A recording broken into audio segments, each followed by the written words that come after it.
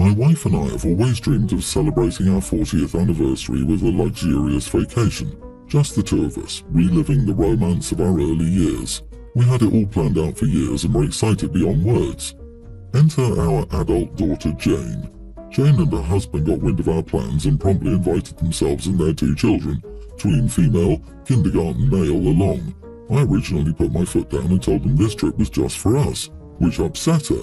But my wife has a hard time saying no to Jane, as she's the youngest of our children and our only daughter, and she didn't want to hurt her feelings, so she reluctantly agreed to let them join. I wasn't thrilled about it at the time, but I wanted to make my family happy, and I knew my wife was also okay with the idea of a family trip. Even if she was heartbroken that we wouldn't get our romantic trip, we went along with it. The place we were initially going to was not child-friendly, so we changed course and decided on an all-inclusive, family-friendly resort. We paid for the resort and our grandchildren's plane tickets. Jane and her husband only had to pay for their airfare.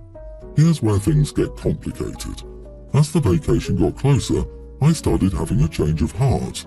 I realized that our 40th anniversary was a once-in-a-lifetime milestone, and I wanted to honor it in a way that was true to our original plans. My wife and I might not be able to afford a trip like this again for quite some time, and it's something we always wanted to do. So, without consulting anyone, I switched our tickets at the last minute to go to the romantic destination that my wife and I had initially planned for. I didn't tell Jane or her husband. I didn't even tell my wife until the day before our flight left, the day before Jane's flight left for their vacation. It wasn't an easy decision, and I feel guilty about it, but I wanted our 40th anniversary to be the special, intimate celebration we'd always hoped for. We called Jane after we landed to tell her, and she was extremely upset. She seemed to have the idea that we could look after our grandkids so she and her husband could have alone time, and now that I abandoned her, they would have to do it all themselves. I hung up on them when my son-in-law started shouting, and my wife and I enjoyed the rest of our trip. They came back the same day we did, but didn't answer any of our texts, and Jane seemed to be ignoring me. My wife told me she vastly preferred our trip to the family trip we would have taken, but she still doesn't like how Jane is mad at us and wants me to apologize. After learning Jane and her husband were using us for free babysitting and a free trip, I'm not sure I want to, but I feel like I should just keep the peace. Am I the idiot for changing our destination at the last minute and leaving Jane and her family to fend for themselves? Not the idiot. What part of the 40th anniversary trip did your daughter and son-in-law not understand? Oh, boo freaking who. Do not feel guilty, OP. Not even for a second. You and your wife have done the parenting of your kids, and now it's time to start enjoying life as a couple again. Your daughter needs a swift kick of reality right in the tuchus. She dared to invite her family to your romantic weekend to secure babysitters so she could enjoy herself without any thought for her parents. The entitlement is mind-boggling. LOL, we all knew the moment she invited herself she expected the grandparents to babysit while she and hubby enjoyed the trip. OP did right. Jane and son-in-law can go pound sand. If people don't want a parent, then they shouldn't become parents. Or you, OP, if I'm reading this right, you paid for their all-inclusive holiday accommodation and flights for the kids. The daughter and son-in-law only paid for the 2 adult flights, and they're still not happy? And how ironic that they're mad that they didn't get a romantic break alone when they literally attempted to sabotage that for you. You are the idiot. You raised an entitled brat. And rather than put your foot down and set boundaries, you kinda took the crap way out of not telling anyone until it was too late for anyone to do anything about it. It would not have been an idiot thing just to tell the daughter, no, this is our anniversary trip, and not let them tag along, but acquiescing and then pulling a bait and switch at the last moment is an idiot move. I have 2 sisters. I'm 23, they're 28, Beck, and 29, Ada. Both have kids, I don't. We planned to do a family day at a local lake yesterday. Ada's father-in-law got sepsis, so she had to fly out and ask me to take her 2 kids to the lake. I said sure.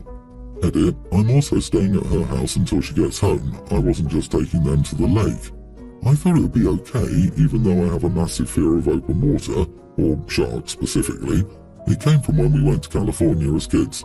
I loved the ocean. Then, however, the brain starts working. I had massive nightmares about being grabbed by sharks, and I never really swam again. I can go in pools as long as I can touch and see the bottom, but a lake, pond, pool at night, etc. will leave me with a pure panic attack. We got to the lake yesterday and I started freaking out in my head. I was okay on the outside, but on the inside, all I could envision was some sort of shark grabbing my niece and nephew, and I wouldn't be able to do anything about it. So I didn't let them swim. They cried, of course, and Beck said I was being ridiculous. I said I know, but I can't help it. She called Ada, and she told me to let them go in the water, that Beck would be responsible for them. I agreed. But as soon as they even dipped their toes in, I freaked out and told them no, they had to stay on the beach. Beck screamed at me that she's just as related to the kids as I am and she's overruling me. I grabbed both kids and loaded them in the car and we left. We went to see the Taylor Swift movie and had a great time and they were happy. I came out of the movie to about 200 missed angry calls and texts for Ada and Beck about not knowing where I was, me not telling them where I was going while acting so irrationally, etc. I guess about an hour in, they remembered that Check Find Me app and saw we were at a movie, so that calmed down, but Ada ripped me a new one when I finally called her back and made me feel like such an idiot. I tried to defend myself, but she literally told me, "There's no defense for what you did today, you will never watch my kids again." Am I the idiot? You are the idiot. Dude, lakes don't have sharks. You don't mention how old the kids are, but both of their mothers said it was okay for them to swim in the lake. You wigged out and didn't tell the mothers where you were going, hence the missed calls and texts. Exactly, it's not about the swimming thing, it's about you taking your nibbling somewhere else for hours without notifying their parents. There was another adult there that you could have left the kids with, but instead, you ran off with them without a word. Of course you're not going to be allowed to babysit again. You have a big trauma if you're scared a shark would grab your nephew and nieces in a lake. Besides, if you're so afraid of big bodies of water, why would you agree to take the kids to the lake? That was incredibly poor planning on your part, and once you realised you were freaking out, why didn't you ask Beck to watch over the kids while you went to take a breather? Why, once Ada told you that she was responsible for watching the kids over to your other sister, did you think it was appropriate to kidnap them instead of leaving them to enjoy their day? I'd be like your sisters here and never trust you again with my kids. My husband and I had a baby 2 weeks ago. She's strictly breastfed, and not only does she cluster feed, but she also just finds comfort in being close to me. Therefore, there's not much I can do without her. More often than not, I'm completely okay with that. But this does mean that I don't get to shower by myself. I've showered once by myself since having her, and it only lasted long enough for me to soap up before she cried and my husband brought her into me. I think I literally had all of 2 or 3 minutes. With that said, my husband, of course, hasn't had to change his life around at all. Every day and nearly every night, he's taking 30 to 60-minute uninterrupted showers. He doesn't understand the frustration I get whenever he showers. That's the only thing that bothers me. I want to shower. I want to sit under the water and relax my muscles. But as I said, every time I attempt it, the baby starts crying and he brings her into the shower with me instead of trying to calm her down. He says it's because he knows that showers calm her down and he doesn't like her crying. He feels bad, like it nearly makes him cry whenever she does. So I get his thought process, but it feels like a cop-out at the same time. So I called my mom and asked her to watch the baby so I could shower and shave my legs, because I've literally been attempting to shave my legs for 5 days now, and it's all patchy because I keep having the baby handed off to me. I need to self-care. My husband was home when I asked my mom to come by. I didn't tell him. She shows up and takes the baby and I go to shower. My husband comes in at some point and asks why my mom is here, and I tell him I asked her to come by so I could shower without the baby being handed off to me. He said, "I could have watched her, why would you do that?" So I said, "Every time you watch her while I shower, she ends up in here with me within 2 minutes of me being in here because you don't even try to calm her down." Now he thinks I'm an idiot because I never told him to keep the baby out of the shower, despite me specifically saying I wanted to relax and self-care multiple times. Am I the idiot? He says I've now made him look bad to my mom. Not the idiot. Husband wasn't being thoughtful. You found a way around it. And now, even knowing how hard it's been for you, he's still not actually concerned about you. He's just worried about how he looks to your mum, which makes him an even bigger idiot. Is it possible to lock the bathroom door when you take a shower for the times mom can't come over? If, according to hubby, showers calm the baby down, why isn't he taking her on his 30 to 60-minute showers? Per his logic, that would be super calming for her. I've noticed that some moms stop their husbands from learning because they take it as the first sign of trouble. It doesn't sound like you're doing this, but I mention it because it's a common pattern. Dad is holding a crying baby, and within 30 seconds Mom takes it away from him saying, "Here, let me do that."